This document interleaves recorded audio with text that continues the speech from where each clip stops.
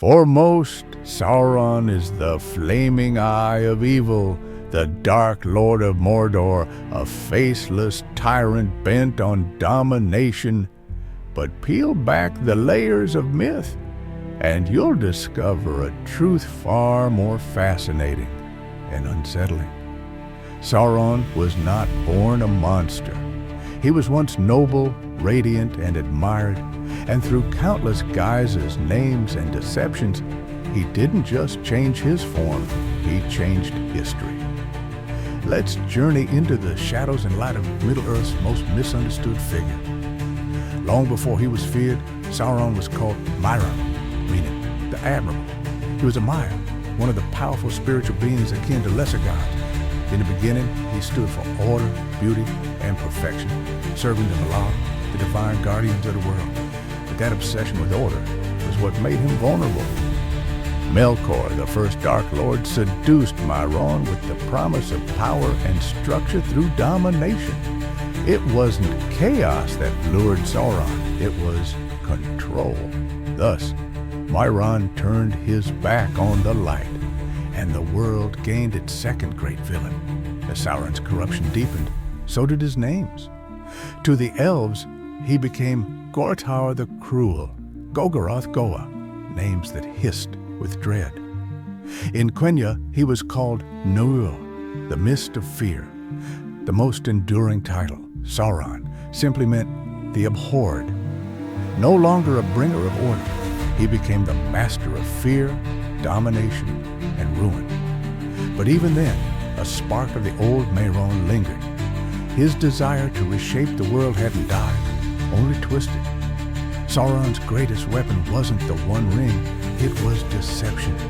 In the First Age, he was a master shapeshifter, assuming terrifying and beautiful forms at will. He could appear noble and fair, deceiving even the wise. One of the most legendary tales tells of his duel with Wan, the Hound of Valinor.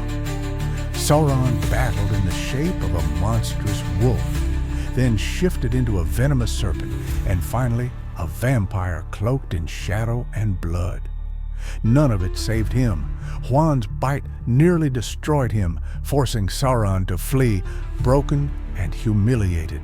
That day, the Lord of Wolves vanished into legend, his name whispered in fear. When he returned in the Second Age, Sauron had learned an important lesson. Brute force alone would not win hearts, so he crafted a new identity, Anatar, the Lord of Gifts. He walked among the elves, offering wisdom, friendship, and the secrets of craft. To the proud smiths of Eredin, he appeared as Aulë, the devoted to Aulë, the Valar of creation. It was a masterstroke of manipulation. Anatar promised knowledge. In return, he guided the forging of the rings of power, but secretly he forged one ring to rule them all, the One Ring, tied to his very essence. It was the act that would define him forever. With his identity unveiled, Sauron cast aside all pretense. He returned to Mordor, built the Black Tower of Barad-dûr, and declared himself the Lord of the Rings. He wielded the One Ring with overwhelming force and rallied orcs, men, and beasts to his cause. From the shadows of Mordor, new names rose: Lord of the Black Land, Lord of Barad-dûr, Ringmaker, Dark Tower, each title echoing his dominion and ambition. Middle-earth trembled under his banner, but Sauron wasn't finished with deception.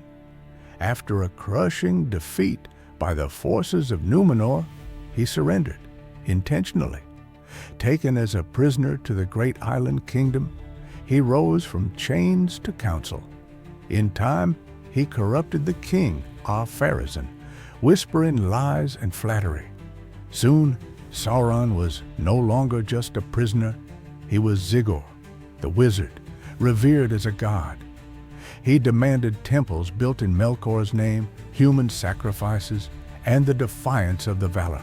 It led to Numenor's catastrophic downfall, swallowed by the sea, a fate Sauron barely escaped, his physical body destroyed, but his spirit still burning.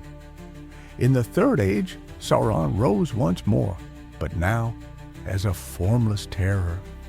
He no longer needed beauty or disguise. He was the Eye, the watcher in the dark, the tyrant in the tower. But he still clung to names that flattered him.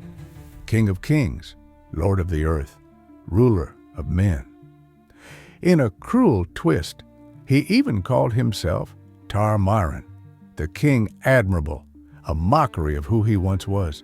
His servants, the ringwraiths, hunted across the world. His influence crept into hearts and palaces, and once more he reached for total control. To call Sauron merely evil is to miss the point. He was once good. He believed in structure, in perfection, in peace, until those ideals became tools of tyranny. Every name he bore, Myron, Anatar, Ziggurar, the Dark Lord, was a mask he wore for a purpose. He didn't just want to rule. He wanted to reshape the world. But the irony is this: the more he tried to perfect the world, the more broken he became. Sauron is not just a villain.